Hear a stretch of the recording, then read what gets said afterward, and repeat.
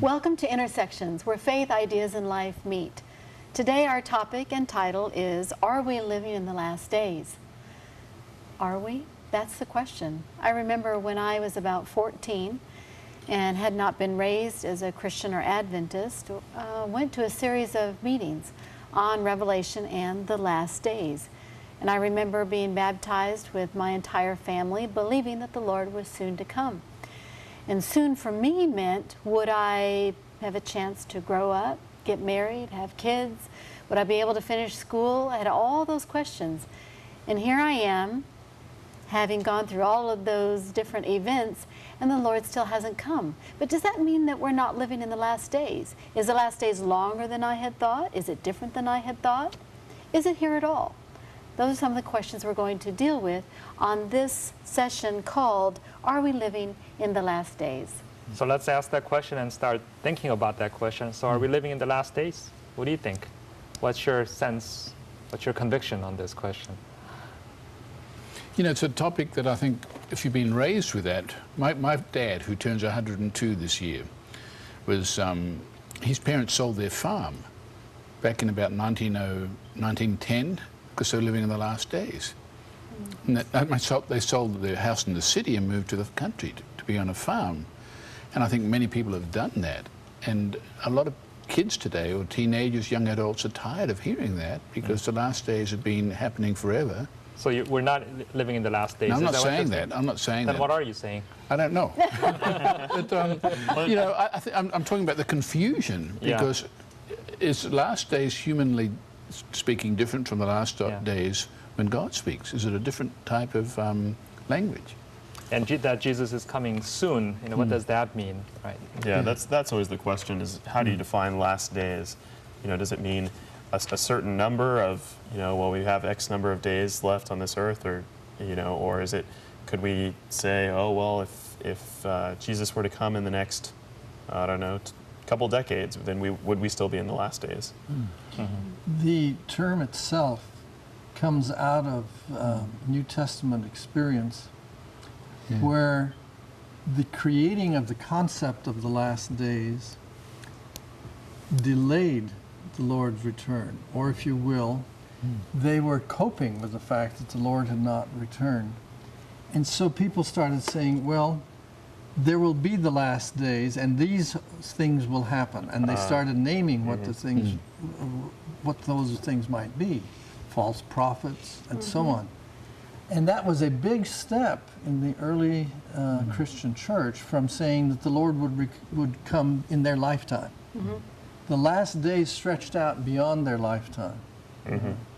So it's interesting just what happens in our experience when we have the concept of the last days.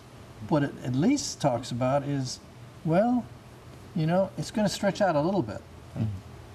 I'm going to go out on a limb and say we're not living in the last days, at least not the way we typically think of it, or at least the way I grew up with it, as in it's so near that it most likely will be within my lifetime or not. I mean, how will I know the future? But being that certain in terms of when the when the history of the earth will end, I don't know if you can ever be that certain.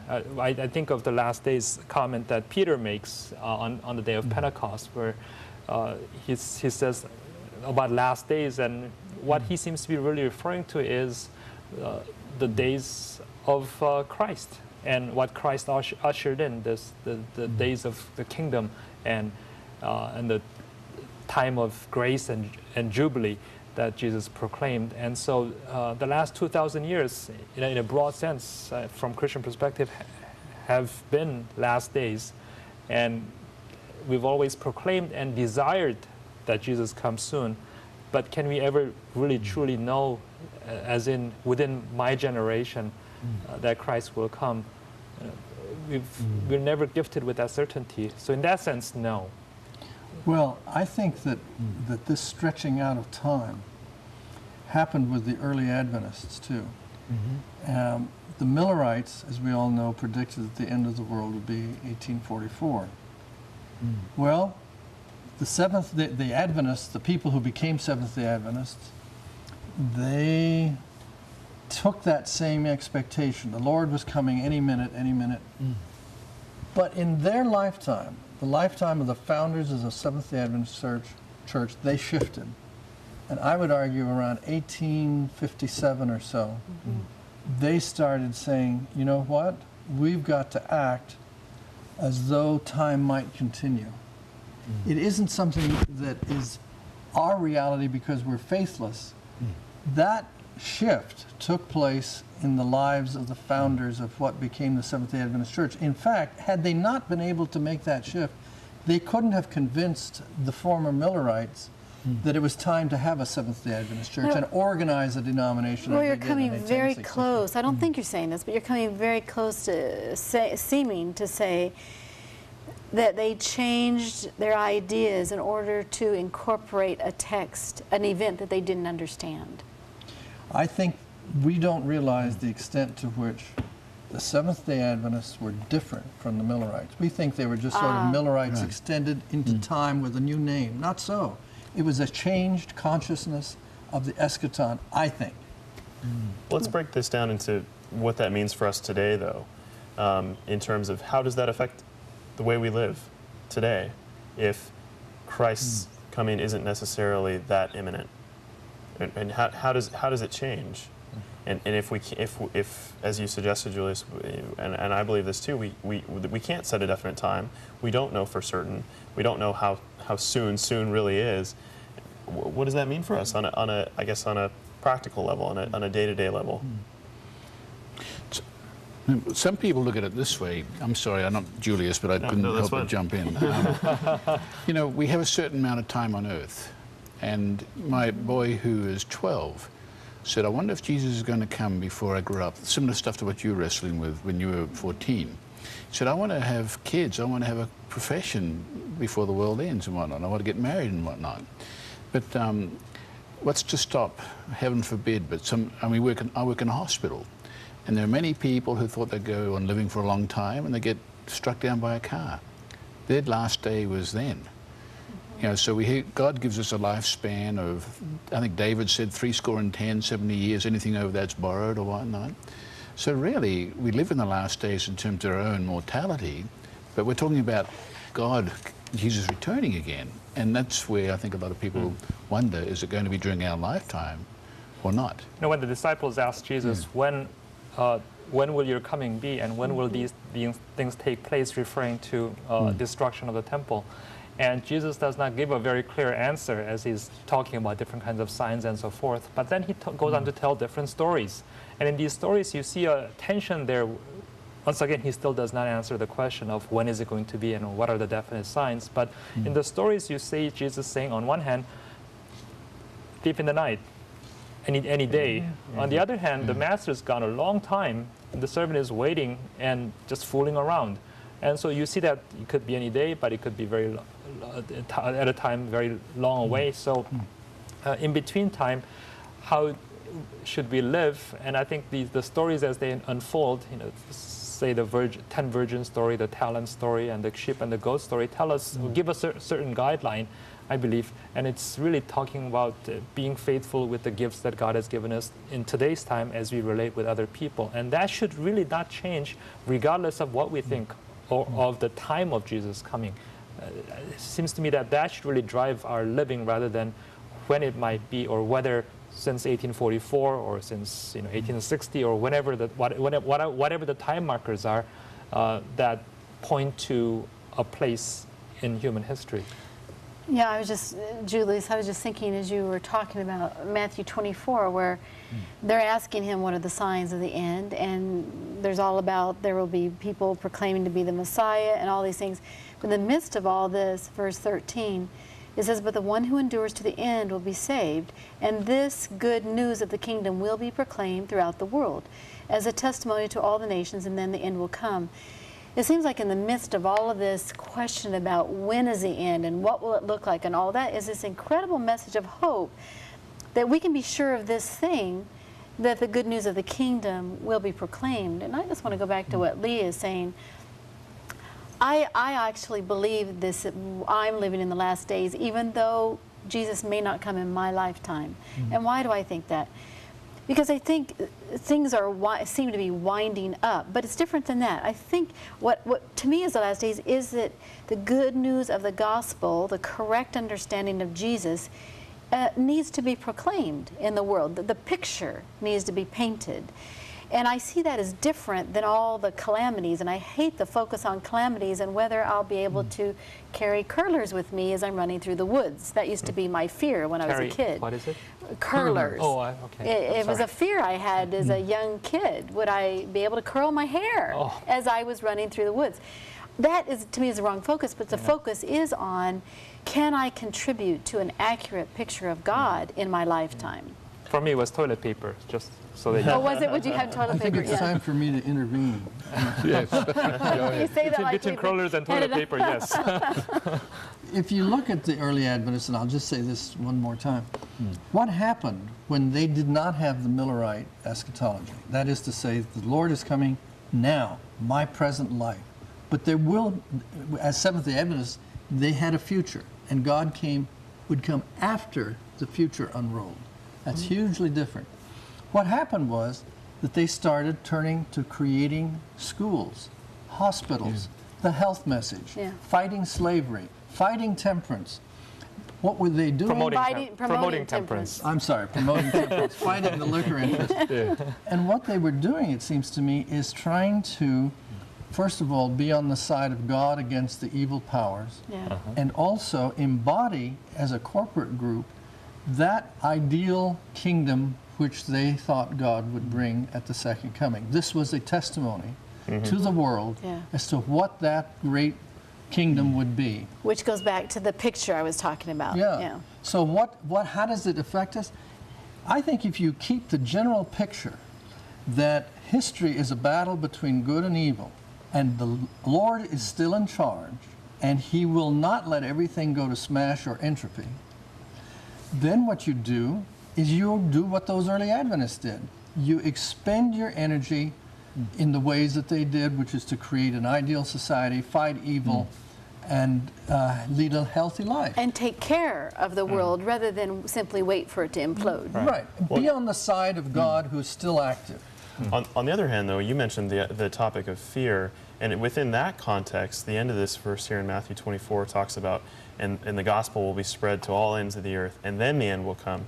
For me, that almost incites a feeling of fear in some ways, because then it puts the responsibility back on my shoulders to, like you said, establish these things, to preach the health message, to preach the gospel, to do all these wonderful things that I think we should be doing. But then at what point does it become a matter of my prerogative to expedite Christ's coming? How is that a fearful thing? Could you say a word about? Because then in some ways I guess I'm responsible. No, I understand exactly what you're saying. I had a grandfather who would pray every night because he wanted the strength to himself lead this denomination into bringing the Lord's return. It is I'm sorry to say this about my grandfather, he was totally sincere, but it's an arrogant view. The idea that the Seventh-day Adventist Church is going to, by its good deeds, wind up history is there, and it's unbelievably arrogant. Rather, what the early Adventists did should be regarded not as a trigger for the end, but it's a testimony, an ongoing way to worship God and to testify to all the benefits that God has given us. It's up to God to decide when, how, whatever. But I think we've got to get out of exactly the problem that you talked about. The verse does not talk about hastening. It's something that we've added on. Right. I think out of a understandable sense of urgency and the love that they early Adventists had for the soon coming of Christ. And yet, I think it can clearly foment a sense of arrogance or a sense of us doing everything, whereas it's really God's work. Another thing that I notice about Matthew here is that the disciples are asking for signs. What are the signs going to be? What's really interesting is that Jesus does not use the word sign until I think verse 30 or 31, where he talks about the sign of the Son of Man. And what is the sign of the Son of Man that will appear in the sky? is the Son of Man coming? Right. So until the second coming, there will not be any definite sign that tells us when it's going to take place. The only sure sign is the coming itself. And so, Except the sun will be darkened, the moon will give no light. Yeah, the well, latter rain. but then it says, After these things. well, immediately. So I see them as really talking about yeah. accompanying things that are going to happen Oh, at the time of interesting. Jesus coming. And so we can never say that earthquake in Portugal or Yes. that day in New England is the definite sign. Because you can these- only know by looking back. Right. Yeah, yeah, yeah. It's an interesting topic, I think, that many sincere believers, in fact, the books that have been written about the time of the end, The Late Planet Earth, Hal Lindsey in the 80s and whatnot, and there's books around now. So there is an industry being funded, built on fear about the end of the world. But should we not be right with Christ anyway, in terms of relate to him, as you said, Roy, go about our daily lives, being faithful, and maybe when he comes, he'll come. Now, it could be in our lifetime, we don't know, but somebody once said we should plan it's going to be in our lifetime, but live like it's going to be a long time. I agree that what we do, how we act, should be a gift. It's not a way to earn salvation, nor should the church as a corporate entity indulge in righteousness by works, whatever that work might be. You know, crossing barriers to go to all the world, living beautifully moral lives or anything like that. I do think, though, that when we say we make a testimony day after day, it should be a testimony shaped by an apocalyptic point of view, by those passages that moved the early Adventist pioneers. Why? Because I think that we ought to see our testimony and our actions on a big screen, and we ought to be willing to throw ourselves into that big screen and not simply say, you know what? The faithful disciple is one who doesn't honk their horn too loud at somebody that is crossing their path, or they don't. Those are fine, but those are small little things. If you're an apocalyptic community, you worry about those big issues and you throw yourself into them. So I do think we still keep that apocalyptic consciousness, even though, you know, What would an it doesn't apocalyptic guarantee the second coming. What would an apocalyptic consciousness look like if it weren't in relation to when the last days were? Could you just say a bit about that?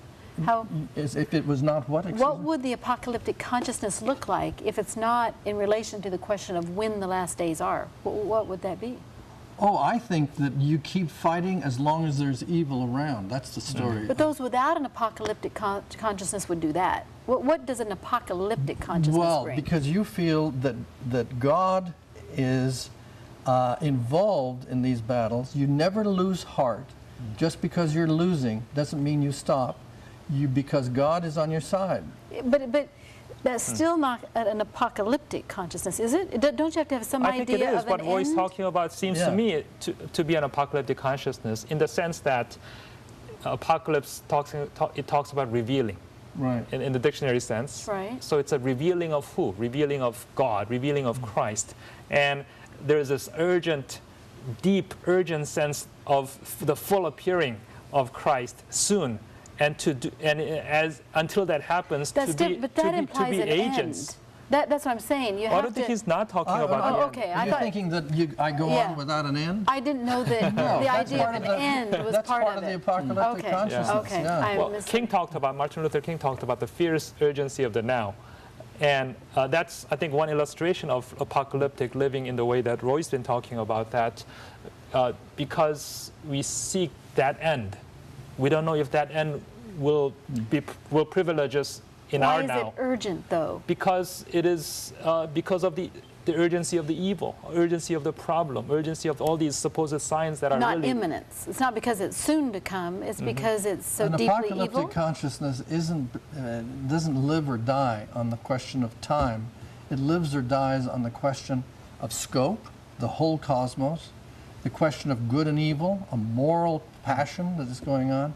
And it does not, I think, mean that you are going to deliver the kingdom. That was the problem of the social gospel. They got it, they didn't get the full picture. You keep fighting, you keep giving your life, even though you may not be able to see the Lord's return in your lifetime. That's part of faithful corporate discipleship.